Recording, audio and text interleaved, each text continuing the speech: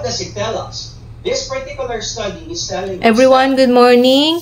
May nagtatanong sa akin ano ba yung biscuit na kinakain ko o crackers. Natikman ko to last July, umorder ako niyan. Dahil ako bagay isawanad dun sa mga binibili natin na mga Skyflakes, sa mga naumay na tayo, 'di ba? Dahil nga ayaw natin ng may sugar, ayaw natin na masyadong maalat. So naghanap ako ng para sa akin na madali kong dalhin sa bag ko dahil sabi ng aking endocrinologist, since ang elevated ang sugar mo, kailangan lagi kang may ready na hard candies o kaya ay biscuit sa bag mo para anytime na biglang bumaba yung sugar mo, meron kang kakainin. Dahil ako pag siguro nagsusugar rush ako, nanginginig yung katawan ko, so kailangan ko siyang kumain, lalo tamad ako kumain sa umaga, gusto ko tinapay lang. So nagbabaon talaga ako niyan. Alam niya ng mga anak ko, lagi ako may baon, basta kung sinong kasama ko, may baon ako sa bag ko.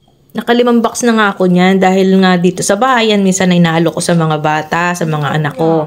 Alam mo naman tayo mga olds, lagi tayong healthy conscious, health conscious. So yan, maganda to sa atin, ng mga nagda-diet kasi sea salt yan, tapos may chia seed, tsaka quinoa. Yun lang, thank you for watching. Bye-bye!